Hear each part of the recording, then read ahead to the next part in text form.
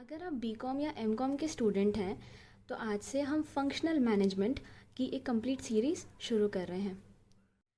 चलिए शुरू करते हैं। अगर मैं आपसे पूछूं कि बड़ी बड़ी कंपनीज़ जैसे कि रिलायंस, टाटा, अमूल या जोमेटो, जिसमें लाखों एम्प्लॉयज़ काम करते हैं, क्या आपको लगता है कि हर एम्प्लॉय सब कुछ करता होगा? मतलब वही एम्प्लॉय मार्केटिंग भी करे, अकाउंट्स भी संभाले, रिक्रूटमेंट भी, प्रोडक्शन भी? बिल्कुल भी नहीं। हर एम्प्लॉय का एक स्पेसिफिक रोल होता है और हर कंपनी में अलग अलग डिपार्टमेंट्स होते हैं। तो इसी कॉन्सेप्ट को हम इस सब्जेक्ट में, फंक्शनल मैनेजमेंट के सब्जेक्ट में समझने वाले हैं। अब डेफिनेशन को स्टार्ट करने से पहले हम एक एग्जांपल लेते हैं। देखिए, जब एक बिज़नेस छोटा होता है, मान लीजिए छोटी सी टी शॉप है, तो यहाँ पे ओनर अकेले ही सारे काम हैंडल कर सकता है, जैसे मिल्क लाना, चाय बनाना, मनी कलेक्ट करना, शॉप को क्लीन करना, सारे कस्टमर से डील करना। लेकिन जैसे जैसे वही बिज़नेस एक्सपैंड होता है, बड़ा होता है, जैसे कि टी स्टॉल, फिर रेस्टोरेंट की बहुत सी चेन आ गई, फिर एक नेशनल ब्रांड, मान लीजिए कंपनी। तो अब क्या यही ओनर कंपनी हैंडल अकेले ही सारा काम कर सकता है? क्या कंपनी हैंडल कर सकता है? बिल्कुल भी नहीं। इसी वजह से कंपनी में डिपार्टमेंट्स की ज़रूरत पड़ती है। और बहुत से डिपार्टमेंट्स हो सकते हैं, जैसे फाइनेंस, परचेज, ह्यूमन रिसोर्स, बहुत से डिपार्टमेंट हो सकते हैं। कंपनी पे डिपेंड करता है। अब होता यह है कि जितने भी पैसों से रिलेटेड काम है ना, पैसों से रिलेटेड काम जो होंगे वो फाइनेंस डिपार्टमेंट में आ जाएंगे, है ना।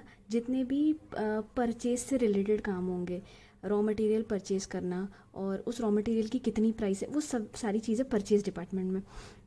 ह्यूमन रिसोर्स में क्या आ जाएगा? जो एम्प्लॉयज़ है कंपनी के, उनको हायर करना, उन्हें उनका सिलेक्शन वगैरह और उन्हें प्लेस करना, फिर उनका ट्रेनिंग एंड डेवलपमेंट, वो सब कुछ जो है वो ह्यूमन रिसोर्स में आ जाएगा। अब जैसे आप बताइए, एडीसी लिमिटेड है ना, कंपनी है। अब आप बताइए कि कंपनी का पैसा कौन मैनेज करेगा? फाइनेंस डिपार्टमेंट, है ना। और कस्टमर को प्रोडक्ट के बारे में कौन बताएगा? Marketing department. एम्प्लॉयज़ को हायर कौन करेगा? Human resource department. प्रोडक्ट कौन बनाएगा? Production department. होता यह है कि एक डिपार्टमेंट के अंदर हम एक जैसे काम को ग्रुप कर देते हैं। इस वजह से कंपनी में कोई कन्फ्यूजन नहीं होती। अब देखिए, जैसे फंक्शनल मैनेजमेंट जो फंक्शनल वर्ड है वो भी फंक्शन से आया है, जिसका मतलब होता है काम। तो काम के हिसाब से आप डिवाइड कर देते हो। ये है प्रॉपर डेफिनेशन। इसे मैंने पॉइंट्स में किया, लेकिन ये पूरा एक ही सेंटेंस है। It is a method of organising and managing a business. अब एक बिज़नेस को हम ऑर्गेनाइज रखने के लिए और मैनेज करने के लिए, आसानी से मैनेज हो जाए, हम क्या करते हैं कि सिमिलर फंक्शंस को ग्रुप कर देते हैं। और ग्रुप करने के बाद वो मिला जुला के एक डिपार्टमेंट हो जाता है, यानी स्पेशलाइज्ड डिपार्टमेंट।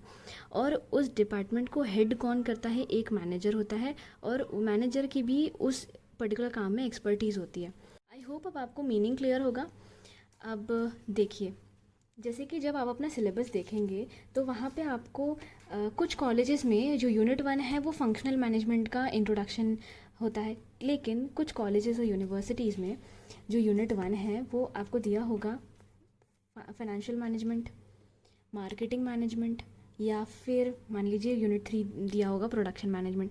वो असल में जो डिपार्टमेंट्स के बारे में जो डिटेल जो सब्जेक्ट है ना, जैसे फाइनेंस के बारे में फाइनेंशियल मैनेजमेंट में दिया होता है, सब्जेक्ट है अलग से, आपने पढ़ा भी होगा। तो यही सारी चीज़ें जो है वो यूनिट वाइज डिवाइड है ना। तो आप अपने सिलेबस के अकॉर्डिंग ही पढ़िएगा कि उनमें क्या पूछा हुआ है, आपके सिलेबस में क्या पूछा है।